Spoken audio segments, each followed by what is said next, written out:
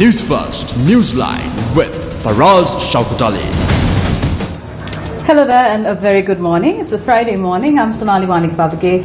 This is Newsline. Our guest this morning is Malinda Senivaratna, political commentator and poet. Good morning, Malinda. Good morning. Thanks so much for being with us today. Malinda, you're a poet, which means essentially you're also a dreamer. As a precursor to this question, let me first ask you, do you think Sri Lanka needs a hero to save it from the fate that has befallen the country? There's a play by Bertolt Brecht called Galileo, at the end of which one of his students says, unhappy about Galileo recanting, and says, unhappy is the land that has no hero. And Galileo responds saying, no, Andrea, unhappy is the land that needs a hero. So I don't want us to be an unhappy land. We can all be the heroes that we want to be, and it's not that we lack heroes. We have enough. We don't need to, go offshore looking for heroes. We have enough people here who have risen to the occasion and delivered on many counts. So we can be unhappy with a lot of things, politics especially, but I don't think we are desperate.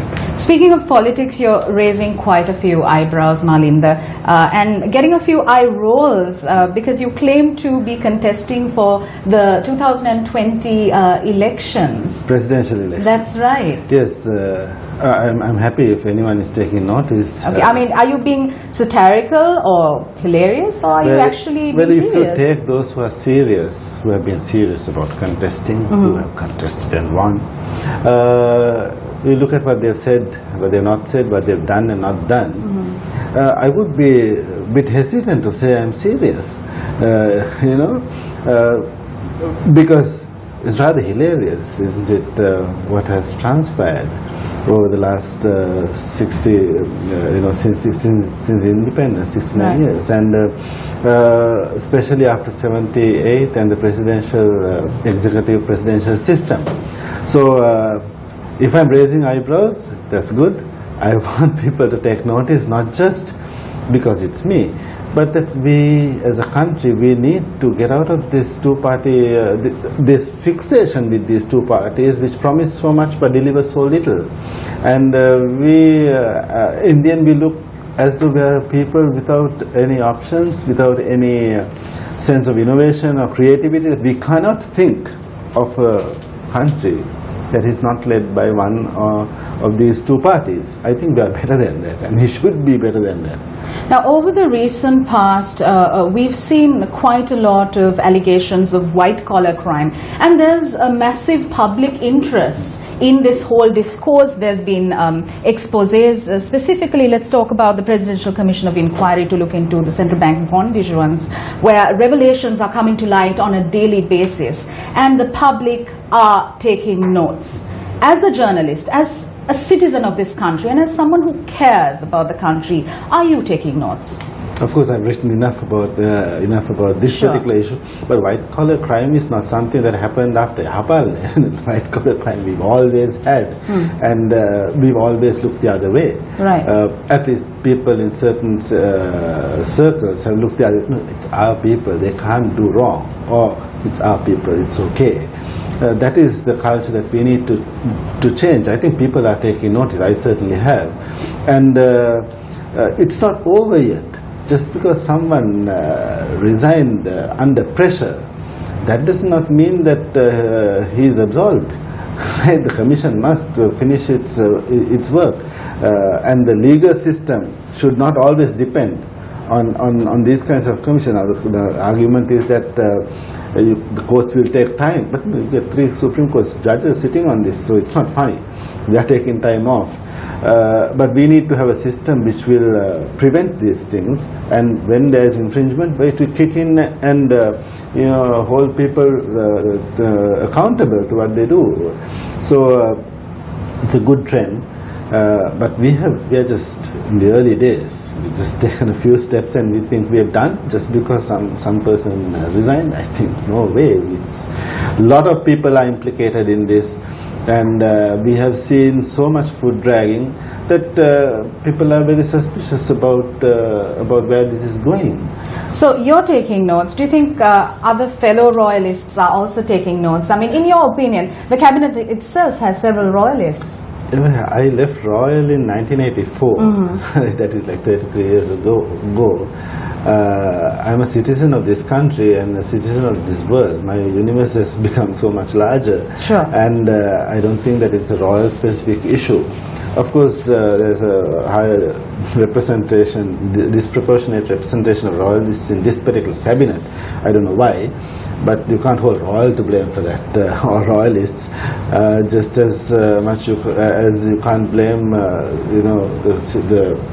the people of Polonnaruwa for having a president for all the ills and the wrongdoings that he sanctions or he's part of, or what he does not do for whatever reasons. We should not think in those terms. But whether royalists take notes or not, the people of this country are taking note of what's happening, and I believe and I hope also that that this taking of notes translates into some kind of concrete action and thinking more than all this, because we need to get out of this fixation with parties and this political system which is corrupt, which is thinking, which is a heap of garbage, which is not going away, and no one is doing anything to clean up and to ensure that this doesn't get become a problem that we cannot solve. So I think that we can be hopeful that people are keeping their eyes open right now. We are told by the Constitution that sovereignty vests in the people. But what we see, Malinda, is the majority of politicians lining their pockets. Now, the skinny provincial councillor will, in the next couple of years, go on to be the fat, overweight sort of minister in an SUV. So do you think we are beyond redemption, or do you think that we have some hope? Well, we have been more reactive than proactive as citizens in this country. We have actually gone for default options. We have thrown people out of power rather than elect people to power. We had President Mahinda Rajapaksa, during whose tenure we defeated the world's most ruthless terrorist organization. But did he deliver on law and order? Did he deal with the problems of nepotism, corruption and so on? No, he did not. Then we threw him out and we got Yahapalan. Yahapalan is a lovely word, which people had not heard about before that. But they were supposed to do away with all these things. We were supposed to be a nation which is free of nepotism. There wouldn't be corruption. People would be clean and so on. But what has happened? Within 2 months, friends were appointed to high office, friends and family. Promises were not kept. There was foot dragging. There was talk of reducing the number of cabinet ministers to 30. But they inserted clause in the 19th Amendment which allowed them to go around it. The inquiry into the central bank bond issue by COPE was scuttled by a dissolving parliament. Right? People who lost the election got in through the national list. They were made ministers. This is like overnight. Yeah, but that is continuing to happen even with this government. This happened after the Yahapalan government came to power. So do they even know what Yahapalan is, right? What happened? The people can say we got rid of a corrupt government, which is good and which is empowering. But what does it replace? Did we entertain illusions that these people are going to be better? We did. I think the vast majority did. I did not. But we have to think in a different kind of way now. I think we have gambled on these two political parties and the coalitions that they have led, and we have to conclude now that this is not going to be. They are not going to deliver us from the chaos that they themselves create and they perpetuate. Malinda, let's also speak about the role of the masses, the general public. What role do they have to play in ensuring not only that the correct people are elected into office, but also that they deliver on promises? Well, if we have a system where people can be removed from parliament, like recall, some system of recall, that would be good. But we have this culture where we think that politics begins when parliament is dissolved or an election is called, and it ends when the results are read out by the elections commissioner. But politics is longer than it's a daily thing. It's an every moment kind of thing. So if you are not alert, if you choose to just vote and look the other way for the next 5 years, then I think you're not a responsible citizen. You're not a responsible vote. I think we have to become more responsible as citizens and stop blaming the politicians. We are part of the problem. If we, as you say, elect the Pradesh Sabha member, see the Pradesh Sabha member build a house, and his house becomes a mansion, and then it becomes something totally impossible to have imagined before he contested. Then we see that transition. We see the corruption that's probably helping that, and we still vote for him. Then it's not his problem; it's our problem.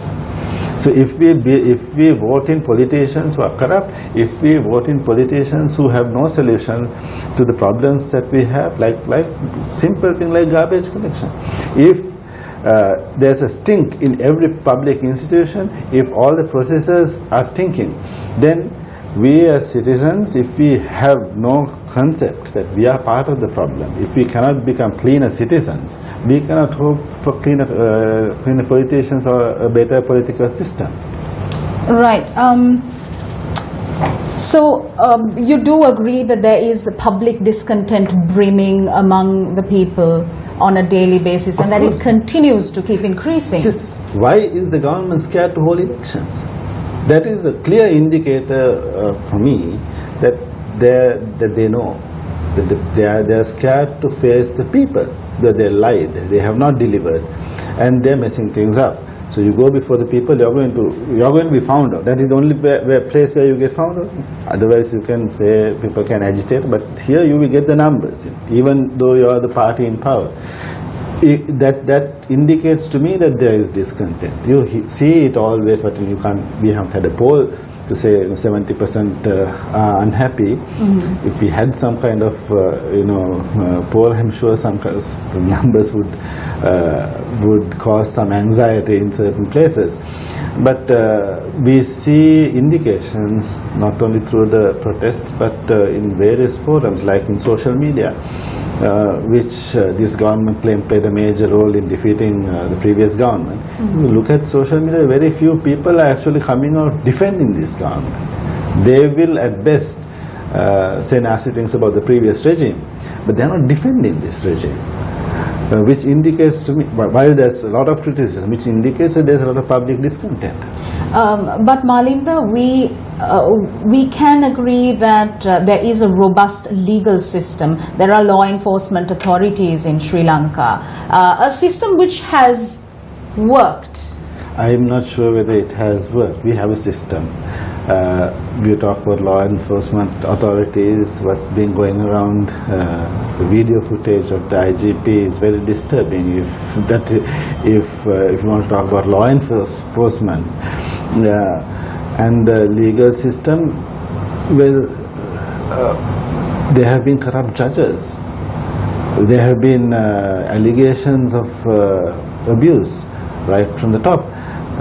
So we have a system which is not perfect, which is flawed, in certain ways more flawed than in other ways. Like, for example, the executive has flaws, the judiciary has flaws, the legislative has flaws, and in different degrees, and they manifest themselves in different ways at different times, in different volumes, and we feel it and we respond to it accordingly. Mm-hmm. So I don't think that we can be happy. We can be, but we are not in this for consolation prizes, are we? Shouldn't we deserve something better? And if we believe that we deserve something better, shouldn't we do something about it? Okay, so what do we do? How do we rally the people around to create awareness among them that they deserve better?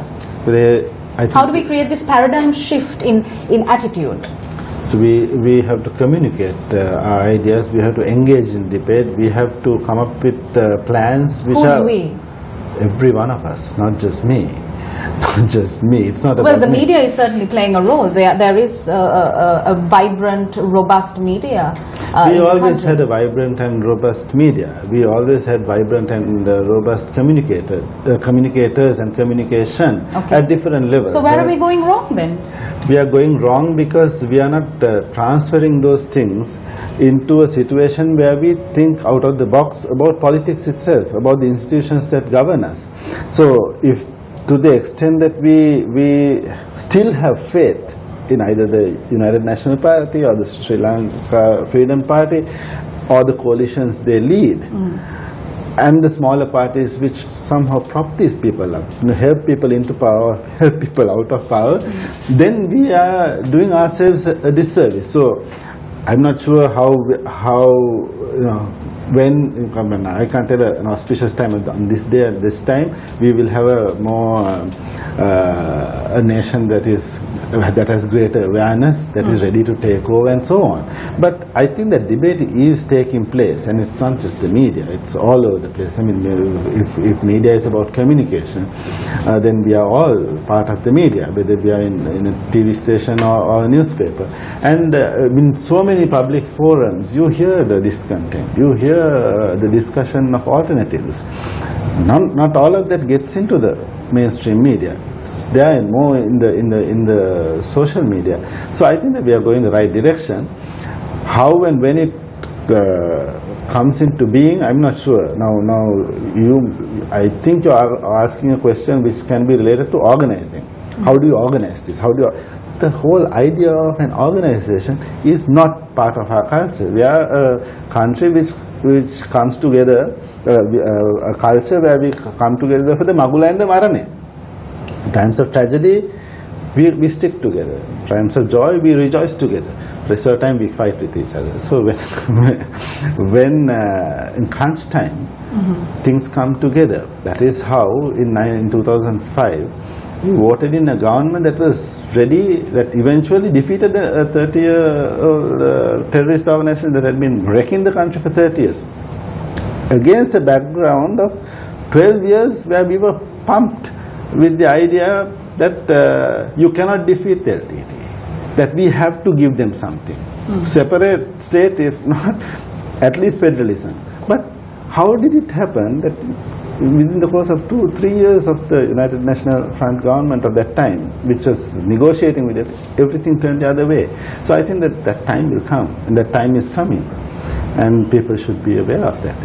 Malinda, you write poetry. Is it as a form of escapism, to escape from the harsh realities of mundane life? What makes you write? Okay, can we escape? I mean, I don't think we can. Well, why should I escape? I'm part of this. I'm happy being who I am. Poetry is a form of self-exploration for me. It helps me clarify certain things to myself. And it's not, I mean, you call me a poet, that's not who I am. I'm just a citizen, I'm a journalist for the most part. This is something I do if and when I feel inspired. I don't write... But you are also a Gratian Prize winner, and I'd like to quote from one of your poems you've written in one of your previous anthologies. It says, identity, it's skin and bone and plastic, flesh, blood and digital name, number and heart. It's curriculum vitae, written and unwritten, but identity is clothed layers and layers and layers, color mix and eye-fool texture, dissectible by hour of day, slottable by location, lipsticked and moustached, creamed and shaved. Identity is for strut and bullet. It is for another word, for hide. What exactly do you speak of when you speak of identity? The keyword there is for hide. Now, you can hide in identity, safety of numbers, for example. Now, if you have a problem, so say you have a serious economic problem, if you wave your placard saying, give me higher prices, better wages or something like that, not many people are going to be interested. But if you say, I'm being discriminated against because of my color, because of my ethnic identity, ethnicity, my religious beliefs. All of a sudden the world takes notice, oh, there's some human rights issue here. So you can sell your proposition, it has more carry, you can take it further. So it becomes a nice jacket to wear, right? And it's not only to air your grievances, but also to win votes. Sometimes you can say, I'm this. I'm from this community. I'm from your community. I'm like one of you. I'm really not one of you. You're a Sinhala, a Tamil, a Christian, a Burgher, a Hindu, a Buddhist. That's only one part of many identities that make you. And you choose the one that will help, take you forward. Even though in your real life you don't do nothing, next to nothing for your community. Like Yahaparani. We are all Yahaparanists. We are all for good governance. We are all for peace. But what does that actually mean? I mean, it's a nice word and it can cover a lot of nonsense. It can cover a lot of filth. And you want me to, attach some value to that name? No, I'm not going to do that. So when I say identity is a kind of a garment behind which you can hide, that's what I mean. Okay. Malinka, most people in Sri Lanka tend to have a sense of entitlement. They say the government didn't build them a house, or they didn't get this and that from the government. Whilst there's a duty vested in the state to provide for the necessary provisions, isn't it also incumbent upon citizens to realize their responsibilities towards the country? Yeah, I think that there's a problem of education. We were born in, most of us were born in government state hospitals. Our mothers were attended by midwives who were paid by the state. The government schools, government hospitals, government jobs, government banks, state banks which gave low interest loans and all that. And we say the state doesn't do anything, the government doesn't do anything. But if you are educated about that, where does this money come from? What are the responsibilities that go with those entitlements which we think we should we get? All the free education we have. What is our responsibility to the people who actually supported our education? If we don't know that, if no one teaches us that, no one holds us accountable, then we will be responsible. Right. So how important are education reforms to sort of change this mindset that we spoke of? Professor Ashley Halperin, he told our first year students, the first day we went to University of Peradeniya, that if 100% enter the grade 1, only one gets into campus, and that's not because the other 99 are fools.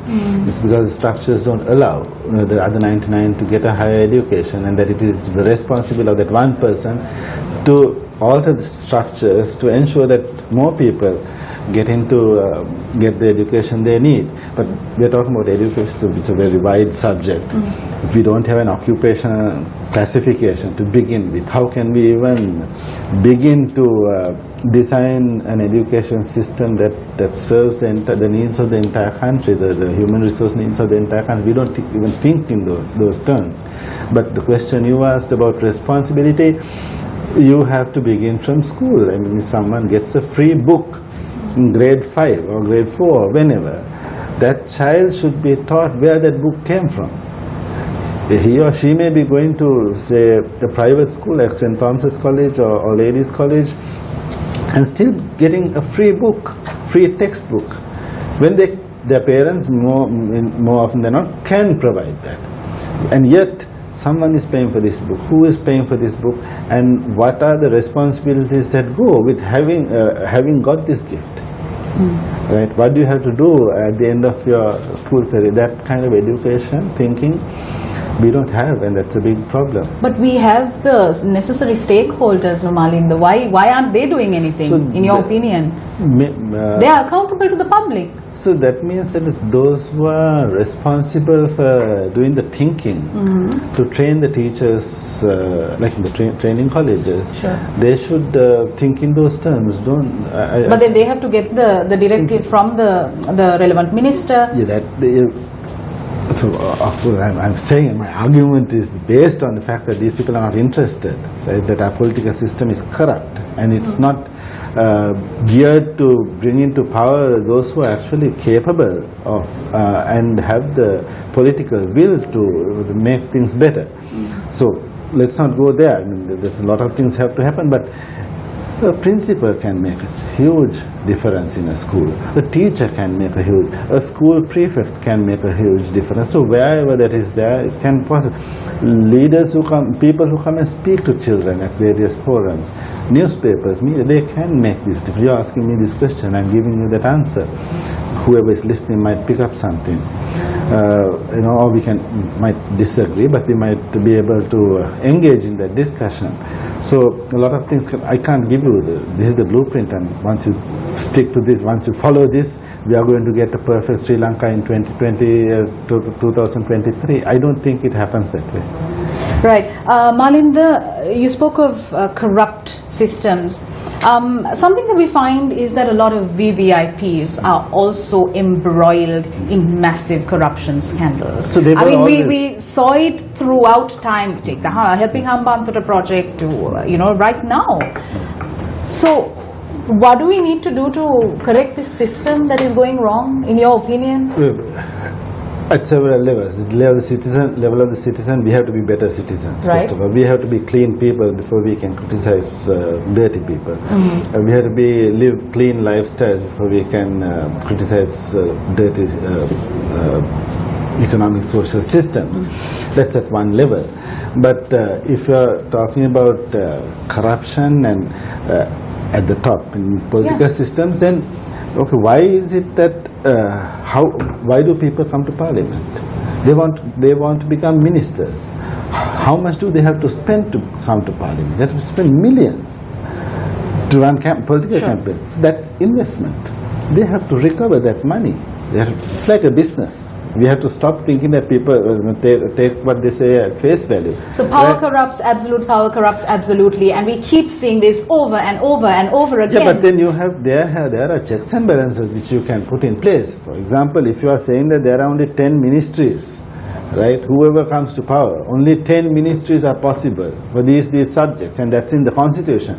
Then you take the speaker out, that's 214 people who are not going to have any form of executive authority once they get elected. How are they going to pay off the people who helped them come to power, like the people who funded their campaigns? Are they going to give they can't give contracts which don't exist for them, which they don't have the authority to pass around. So those kinds of people will not come to parliament. Malinda, we're on to the last 2 minutes of our show. So my final question to you is, how strong is the public accountability mechanism in Sri Lanka? Do politicians even feel that they are accountable to the people, that they are the people's servants? No, they don't, because our moment of glory lasts 7 or 8 hours from the time the polling booths open till the polling booths close, and that is the accountability. Right? You don't have to worry about accountability until the next election. We don't have a system where we can recall corrupt and incompetent politicians, whereas those systems are available. There are countries which have them. Those laws can be passed. They're not going to do that. So naturally, those who are in power think they're going to be there forever. And you can tweak it a little bit at the end of your term, and you can still get elected. And if you don't get elected, there's always a national list you can come through. That is what happened in the last election. People who talked about good governance, within 6 months, they were bringing losers. People rejected by the people, politicians rejected by the people were brought in through the national list. So the entire system, all these politicians are corrupt. They are not being held accountable, and it's partly because we are at fault. We've elected them. We've elected people who can take people through the national list when they have lost the election. And we have elected corrupt people, as you said, people who got fat into power. So that problem is there, and a more vigilant, active and adamant citizenry will deliver. I am sure they will. Thank you very much. Malin Seneratne, political commentator and poet, for joining us on this edition of Newsline. Have a great weekend. We'll see you soon.